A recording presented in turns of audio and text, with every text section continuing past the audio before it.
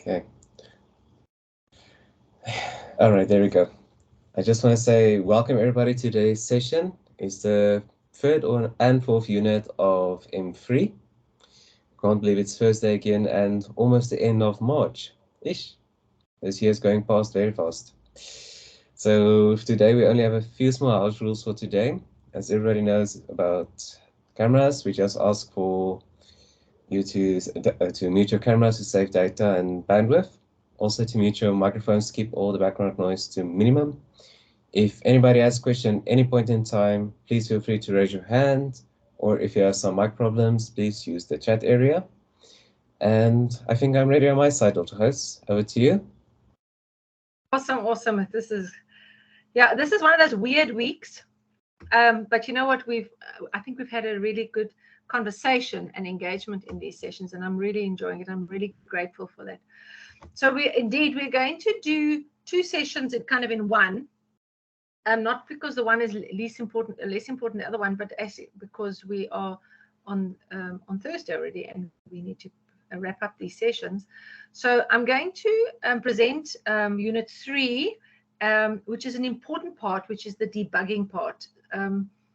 And it's just too easy to say you give up and say, well, the program's not working, or this is not working, we'll start all over again. But actually, if you just debug it or you test it a bit more thoroughly, you'll probably get a solution, and it's not wrong.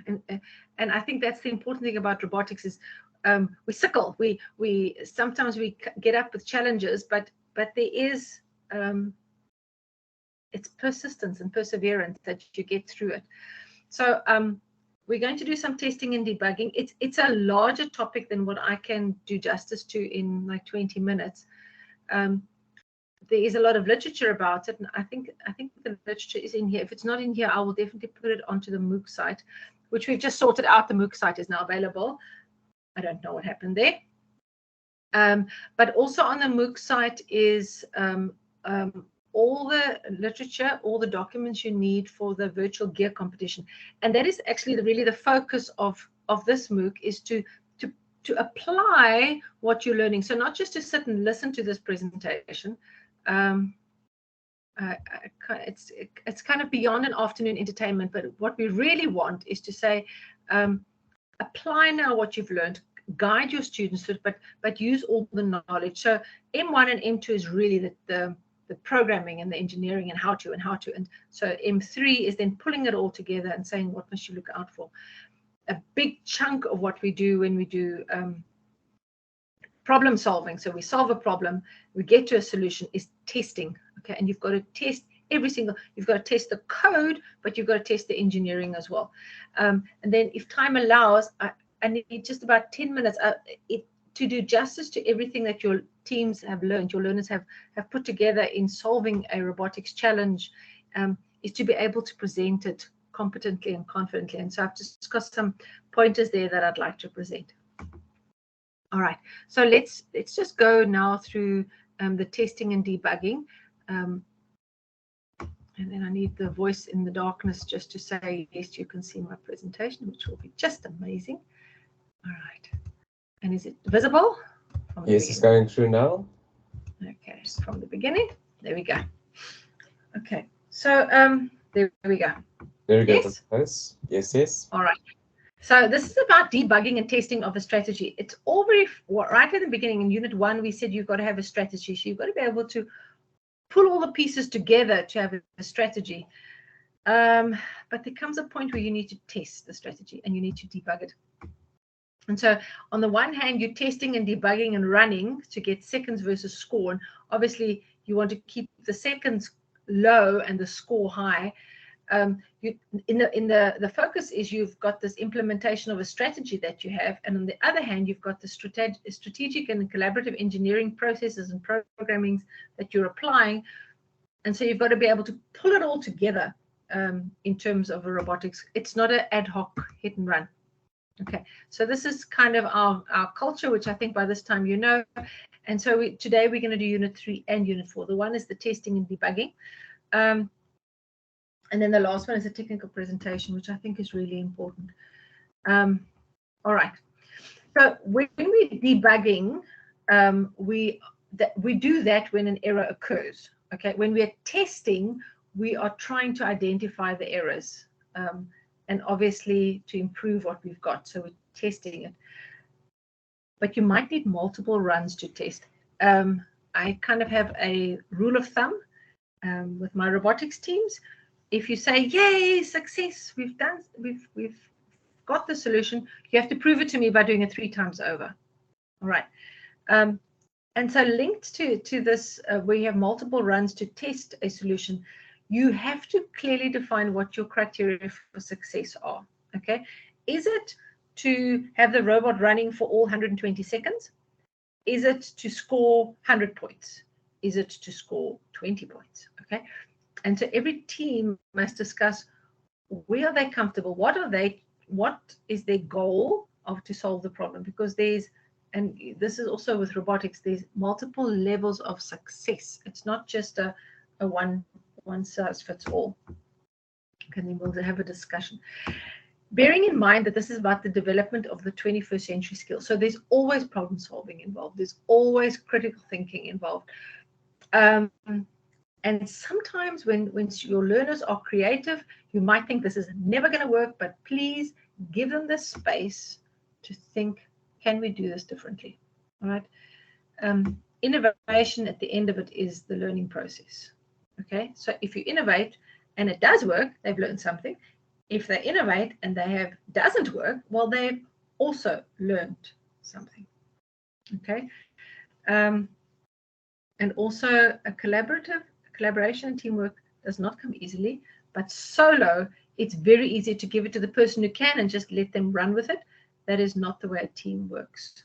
Okay, so it's got to be collaborative at all times. All right, we've done this a few times and saying, okay, so where are we? Where are we going? We always have a list of missions, and for the party challenge, we've got quite a few missions that have got to be done. And of course, you always have 2 extremes. You can either do nothing, or you can do everything. But I think our solution lies kind of in between. All right, and that is where your strategy leads to you, where your goals are. All right. So we've done the game strategy. We've done that. But here comes this debugging, and it's I put it in red because it's really important. Okay. So debugging is not an ad hoc thing.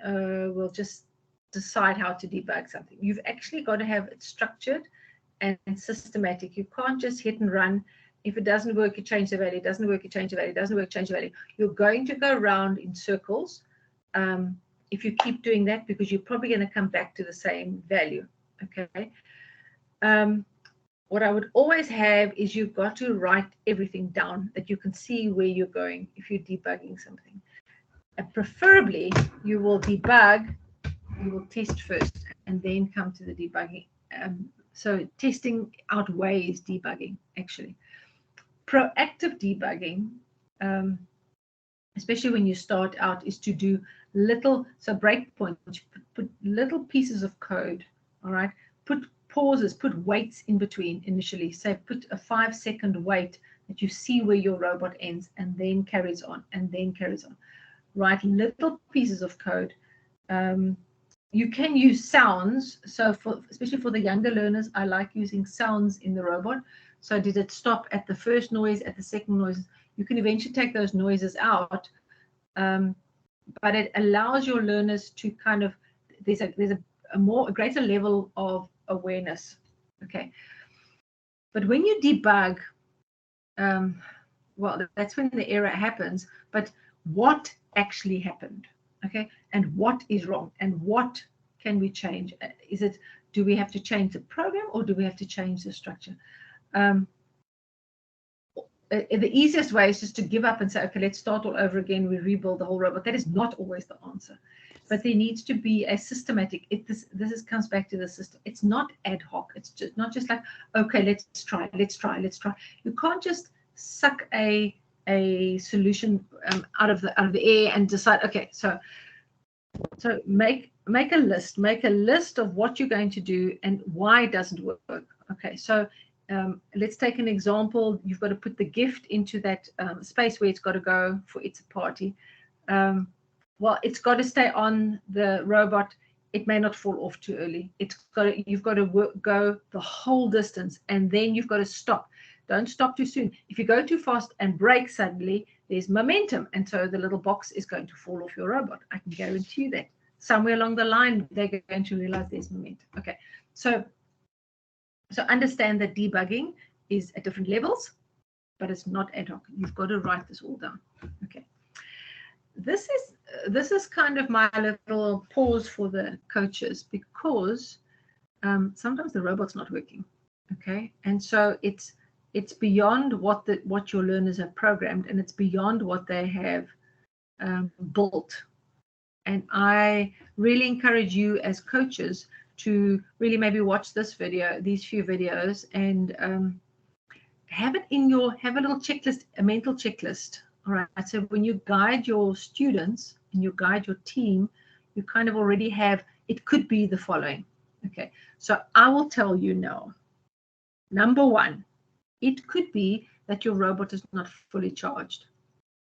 What some students do is they work and work and work and work and work.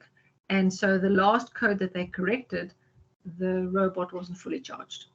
And so they come back tomorrow morning, and now they run it again, and it's now not working. And so they get like all upset about it. But actually, it's because the robot is not charged. And then they go and change the program wrongly, where they would actually really, the code is right. It's just that so please do not run your robot for longer than 30 minutes, and then have it charged again. Otherwise, your coding just goes strange. All right. So my biggest one is charging the brain, and number two is putting the wires in the correct ports. Those are my two cents worth. All right. So please watch this. Have this, but this is my hints and clues to you as coaches. All right. Now, testing. So testing of software is kind of also a big issue.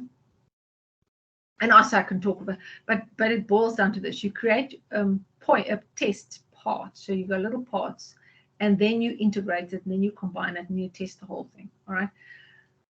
I really encourage you to document all the test cases. Okay, document all the edits. If it's going too far, it's not gone too far, add comments, take pictures of the changes. If you have one attachment and you decide the night before you're gonna change the attachment, well, just take pictures, because it might not work. All right. So there is a lot of advice.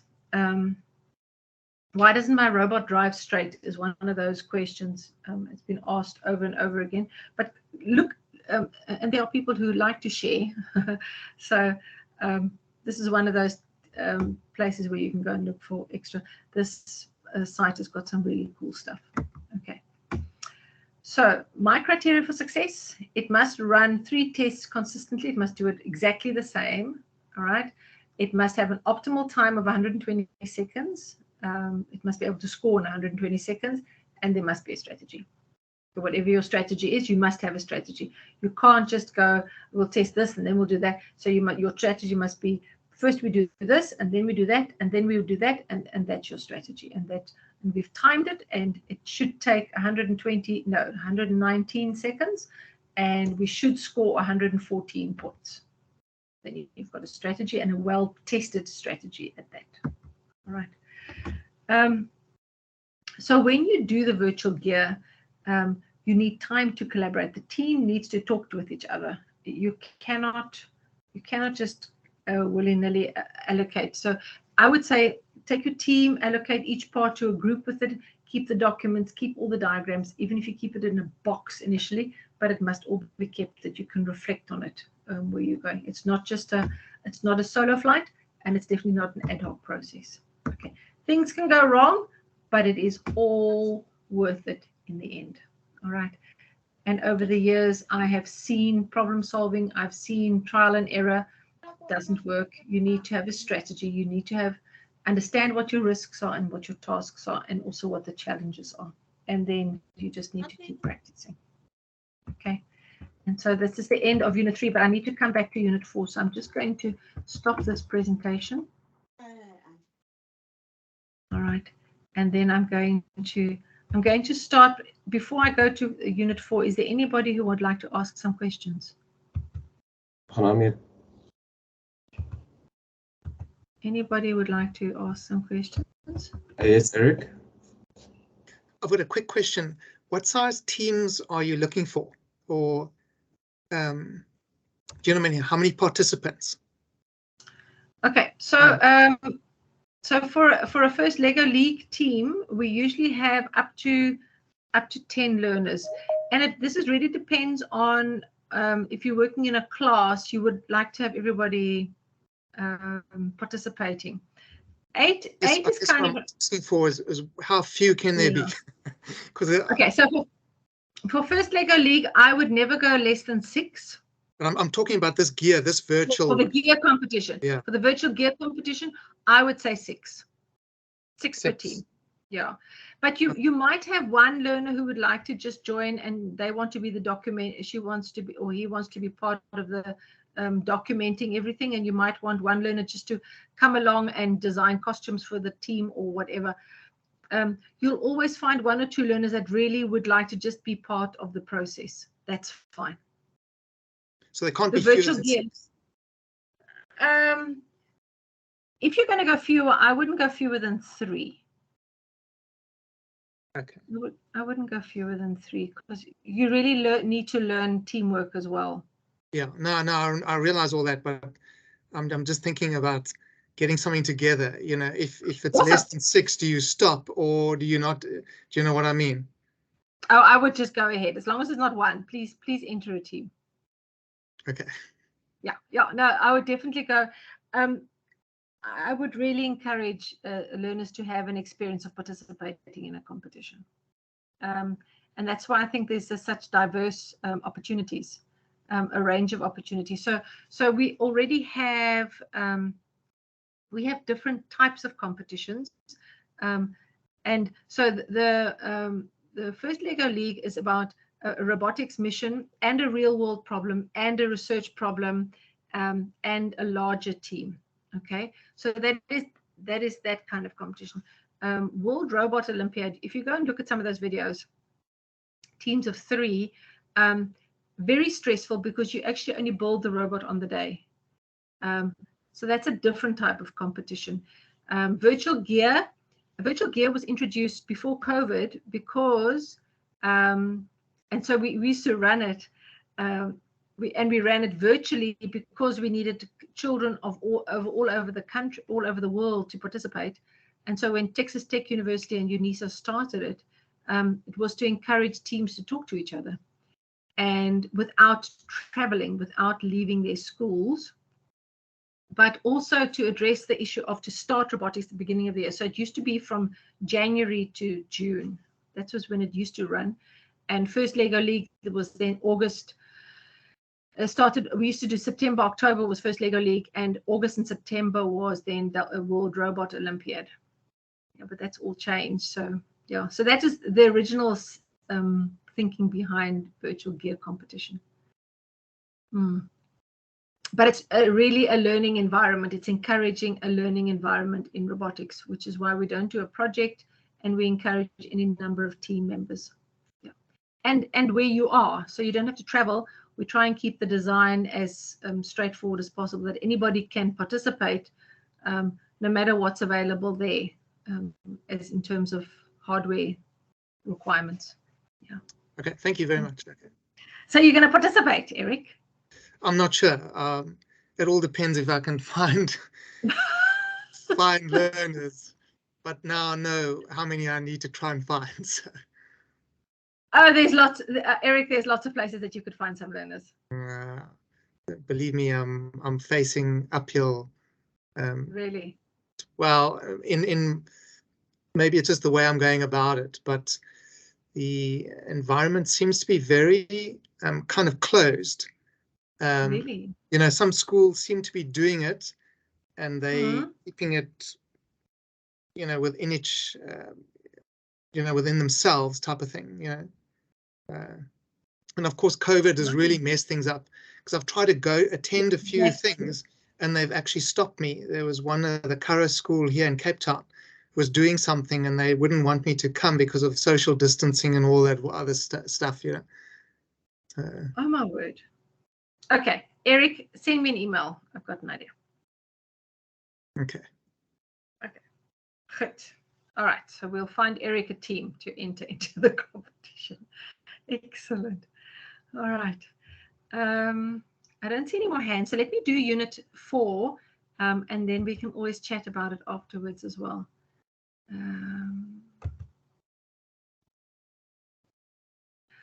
Oh my goodness. Where are we opening here? Hang on a minute. Okay, let's try this again. Okay, so here we go. Okay, it's going through. Great. Great. Something happened now. Okay, yeah, it's weird. Yeah, I don't know where we are. Okay, are we here? Yes. Reporting. Yep, good. Yes. Okay. Yes. So we've included this part, and I want to add that if you look at the engineering notebook, it's a way of documenting the specifications of your robot. And what we're looking forward to, or kind of what we're keeping in the focus ahead of us, is that if the teams eventually do like first tech challenge, where they start designing these larger robots with 3D printing and laser cutting, and it becomes a requirement, they need to have a engineering a notebook, okay, which is kind of all their information in a written format. Okay, so where this unit comes from is saying, how then do we prepare our learners to present and report their work professionally and with competence and confidence.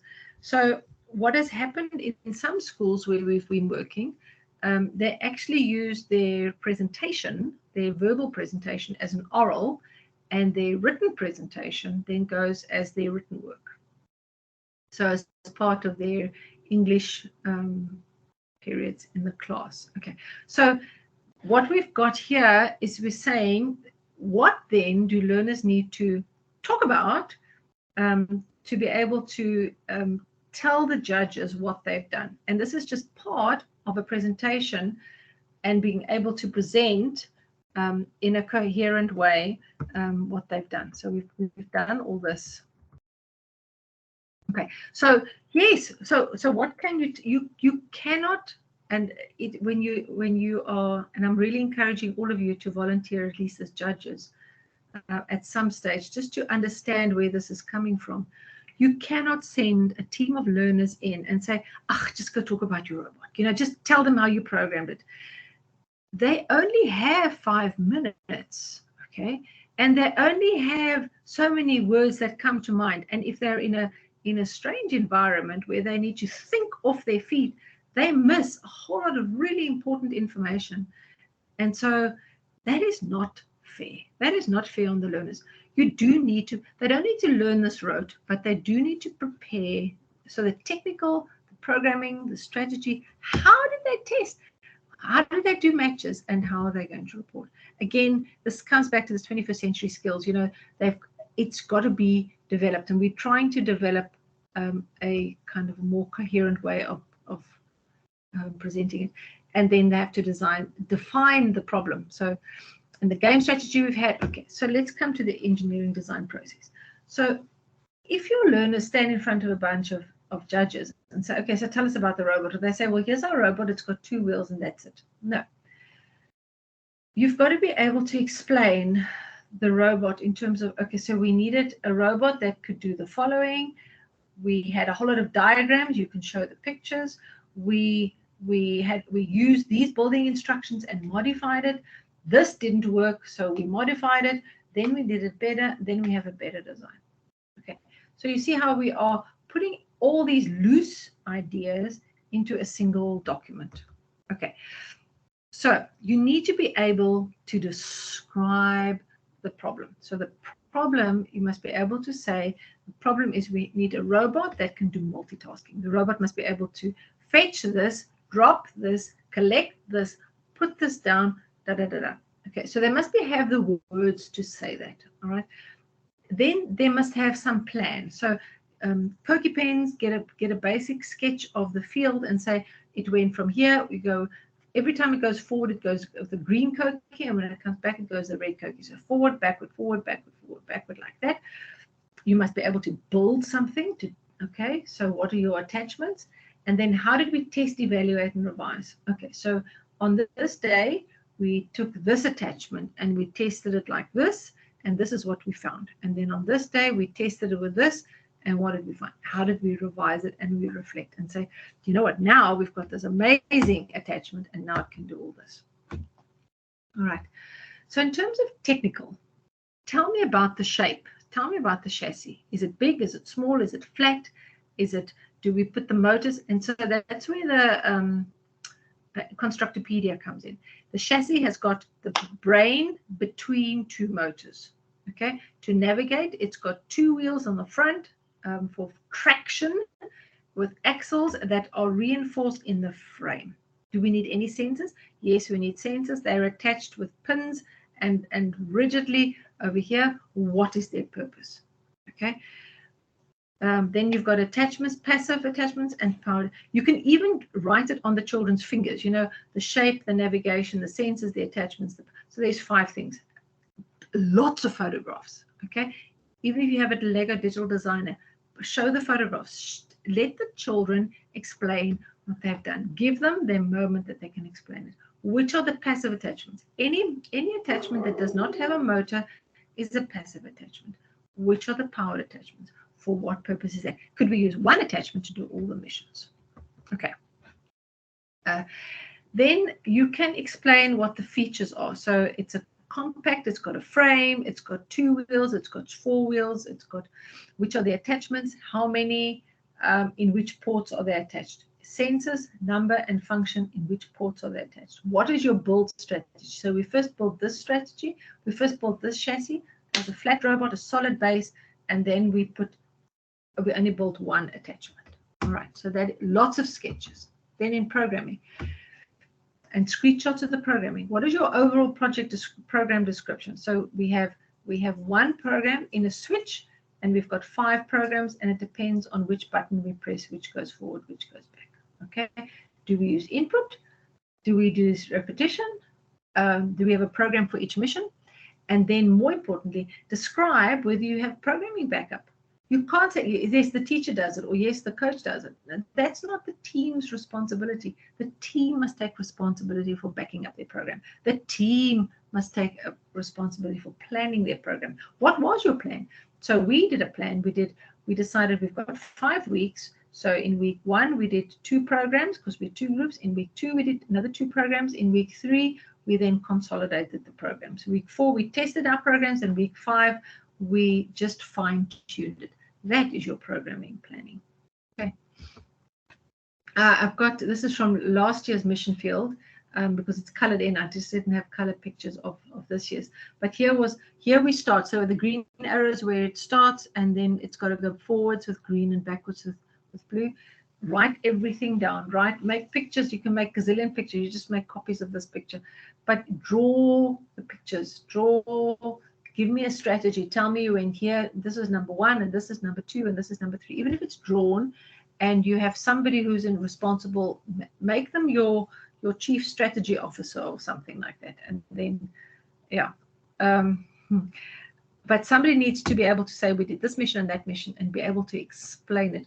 Remember, we're all developing skills, and we're developing skills going forward. All right. Okay. Testing and debugging. Well, you can't say, yes, we tested and debugged if you don't have proof. Okay. So this is back to at the end of every class, you test the robot within 2 minutes. How many points did you score in 2.5 minutes? All right. And you check it off. Check what you're testing. Check how you evaluate it. Define all your test cases. Did we test it from here, from there? Does it always start at the same place? And we've got to do structure, and we've got to do programming. Okay. Print a whole lot of score sheets, and let the teams complete a score sheet before they go home after every session.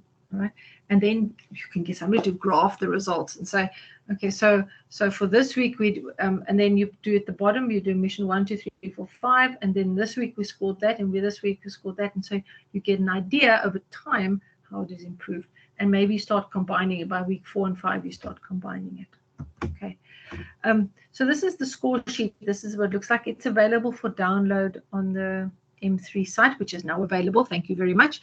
So your maximum points is 180. Okay, so maybe there should be another line in there to say how long did it take? What is your total time?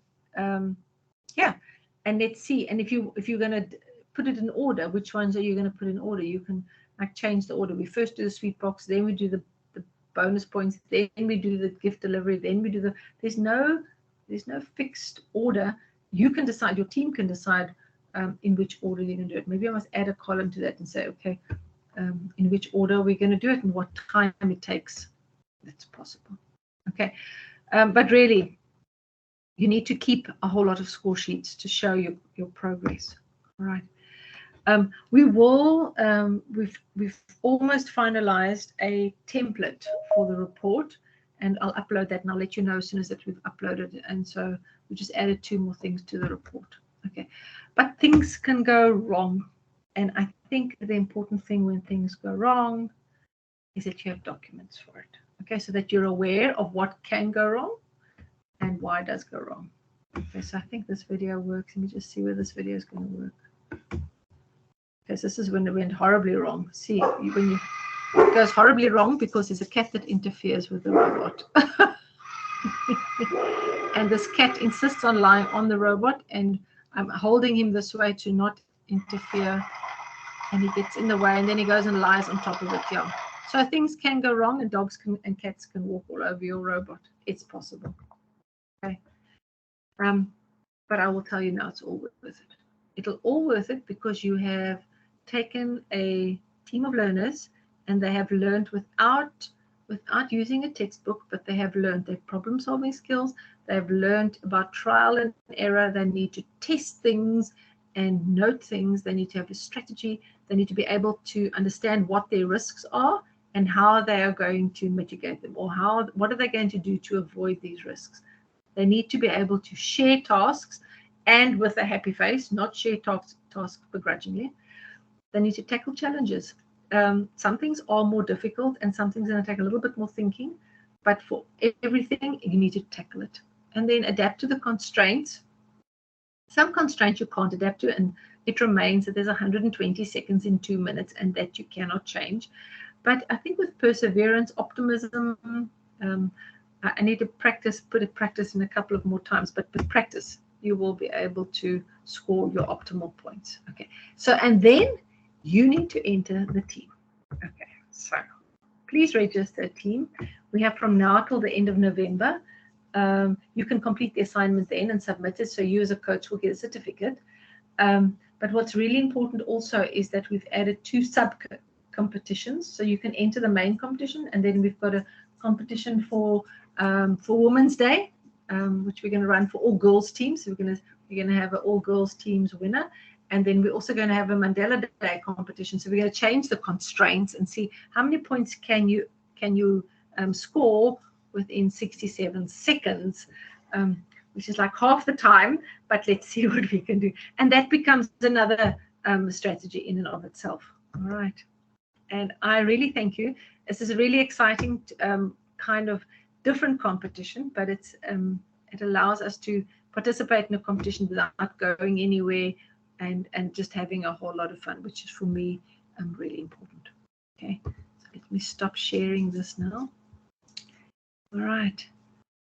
Anybody got any suggestions? I'm glad we've got some teams, and hopefully we'll get some videos up soon when teams start sharing what they've done. It's really cool to have an opportunity.